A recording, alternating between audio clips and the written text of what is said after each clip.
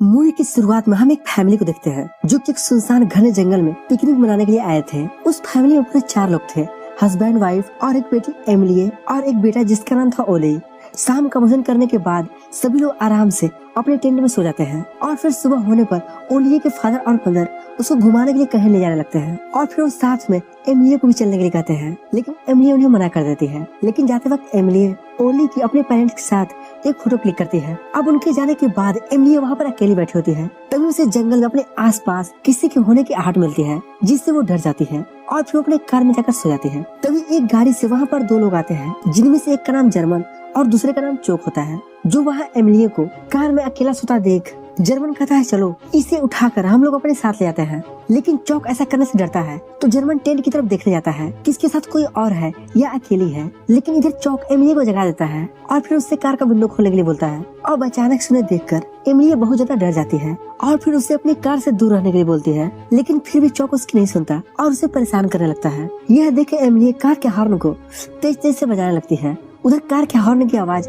उसके पेरेंट्स भी सुन लेते हैं जिससे उसके फादर डर जाते हैं और उसे देखने के लिए वहाँ भागते हैं। इधर जर्मन अपने कार से गन लेकर आता है और उसे धमकाते हुए कार से बाहर निकलने के लिए बोलता है। अब एमिली बहुत ज्यादा डर चुकी थी इसलिए वह कार से बाहर आती है, मगर तब तक एमिली के फादर वहाँ दौड़ते हुए आ जाते हैं। मगर उन्हें देखते ही जर्मन उन्हें शूट कर देता है और वहीं पर घायल कर देता है। इधर ओलिये की मदर उसे टेंट में छुपा देती है और फिर उनकी मदद के लिए दौड़ती है और जाते ही चौक पर अटैक कर देती है। ये देख मौका पाकर एमिली वहाँ से भागने लगती है, मगर तभी जर्मन उसकी मदर पर गन पॉइंट कर देता है और उसे रुकने के लिए कहता है, जिससे एमिली डर जाती है और वो तुरंत रुक जाती है। इसके बाद दोनों मिलकर पूरे फैमिली को बांध देते हैं और फिर इसके बाद एल्मिया उसकी मदर के साथ बहुत बुरा करते हैं। इसके बाद चोक एल्मिया के फोन को चेक करता है जिसमें वो उनकी फैमिली फोटो को देखता है जिसे एल्मिया ने सुबह ही क्लिक किया था, जहाँ वो देखता है कि इनके साथ ओली भी है जो कहीं नहीं दिख रहा था। इसके बाद ओली की मदद से उसे धमकाते हुए ओली के बारे में पूछते हैं, लेकिन वो उन्हें कुछ भी नहीं बताते।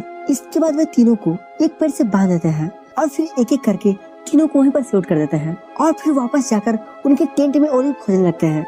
लेकिन ओली उन्हें कहीं पर भी नहीं दिखता क्योंकि ओली कुछ समय पहले ही अपने पेरेंट्स को खोजते खोजते जंगल में निकल चुका था। अब सीन शिफ्ट होता है और उसी सेम जगह पर हम एक और कपल को देखते हैं। दरअसल वो उस सुनसान जंगल में एक नदी के किनारे पिकनिक मनाने के लिए आए थे ताकि वहाँ पर उन्हें कोई डिस्टर्ब ना करे, जिनमें बॉय का नाम इयान और गर्ल का नाम सैम होता है। सैम बार बार उस टेंट की तरफ देखती है जो कि ओली के पेरेंट्स की थी। उसे लगता है कि कुछ टाइम बाद उस फैमिली वाले वापस लौट आएंगे, लेकिन उसे क्या पता है कि वो पूरी फैमिली मारी जा चुकी है। इसी तरह से उनका एक दिन गुजर जाता है और फिर सुबह होने पर सैम फिर उस टेंट की तरफ देखती है इसी उम्मीद में कि वे लोग शायद वापस आ गए होंगे, पर उससे वहाँ पर कोई भी नहीं दिखता। इसके बाद वो चेक करने के लिए उनके टेंट के पास जाती है, जहाँ वो देखती है कि उस टेंट के सारे सामान इधर उधर बिखरे हुए थे। यह देख वो तुरंत इयान को बुलाते हैं जिससे दोनों समझ जाते हैं कि यहाँ पर कुछ न कुछ गड़बड़ है और फिर वो इसके लिए पुलिस के पास जाने का फैसला करते हैं। लेकिन जब वो अपनी कार के पास आते हैं तो उनकी कार पंचर होती है।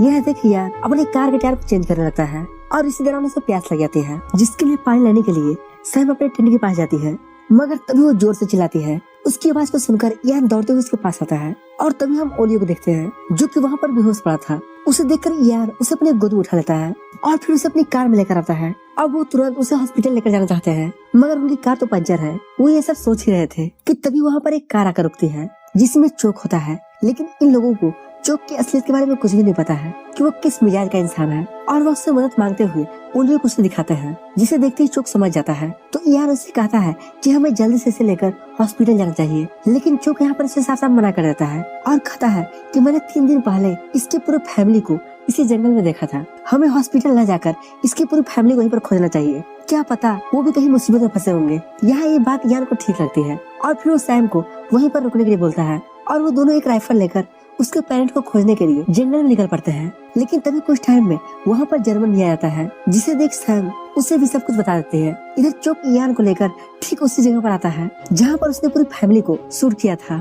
वहाँ पर 2 लाशों को देखकर इयान बहुत ज्यादा डर जाता है, लेकिन चोक 2 लाशों को देखकर बहुत हैरान होता है क्योंकि यहाँ पर उसने 3 लोगों को मारा था, जिनमें से ओली की मदर की बॉडी वहाँ से गायब थी। और फिर दोनों इधर उधर ढूंढने लगते हैं कि तभी ओली की मदर की बॉडी उन्हें मिल जाती है, जिसकी अभी भी सांसें चल रही थी। इयान उससे कुछ बातें करना चाहता है तो सबसे पहले ओली को पुकारती है। यह सुनकर इयान कहता है कि वो पूरी तरह से सेफ है और अब तुम्हें भी कुछ नहीं होगा। इससे पहले कि वो कुछ बता पाती कि इतने में चोक उसे जिंदा देखकर तुरंत उसे शूट कर देता है। यह देखकर इयान काफी ज्यादा डर जाता है और वह समझ जाता है कि यह एक दरिंदा है। इसके बाद वो उसे धक्का देकर वहाँ से भागने लगता है और फिर चोक अपनी गन लेकर उसका पीछा करने लगता है। इधर गन की आवाज को सैम भी सुन लेती है और वो भी काफी ज्यादा डर जाती है और जल्दी से कार में जाकर खुद को लॉक कर लेती है। लेकिन इससे उससे कोई फायदा होने वाला नहीं था, क्योंकि तभी जर्मन अपनी गन लेकर उसके पास आता है और उसे कार से बाहर निकलने के लिए कहता है। लेकिन तभी सैम उसके हाथ पर एक चाकू से मार देती है और फिर ओलियो को लेकर वहाँ से भागने लगती है। जर्मन अब जख्मी हो गया था, इसलिए वह उसके पीछे अपने कुत्ते को भेज देता है। इधर इयान काफी तेजी से भाग रहा था, क्योंकि उसके पीछे चोक अपनी गन लेकर तेजी से आ रहा था। तभी इयान खुद को बचाते हुए वही जमीन पर लेट जाता है। वहीं उधर चोक को दूसरी तरफ किसी की भागने की आवाज सुनाई देती है और वो तुरंत शूट कर देता है। इसके बाद वह जल्दी से उस जगह जाता है और वहाँ जाकर देखता है तो उसकी गोली जर्मन को ही लग गई थी, जो कि सैम का पीछा कर रहा था। यह देखकर चोक काफी ज्यादा दुखी होता है, क्योंकि उसने अपने साथी को ही मार डाला था। उधर गोली की आवाज सुनकर ओली रोने लगता है, जिससे सैम भी पकड़ी जाती है। अब सैम पूरी तरह से चोक के कब्जे में हो गई थी।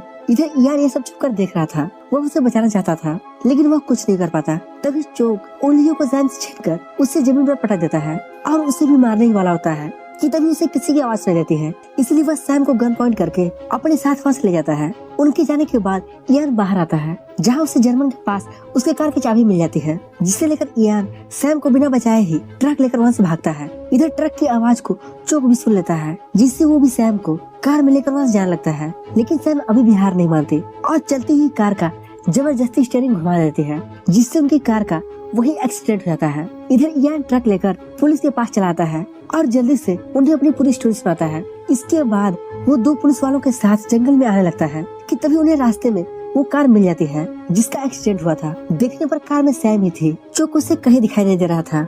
इधर सैम पुलिस वालों को देखकर बहुत ज्यादा खुश होती है। इसके बाद दोनों पुलिस वाले कार को चेक करने के लिए उसके पास जाने लगते हैं कि तभी चोक छुपकर उन दोनों पुलिस वालों को शूट कर देता है।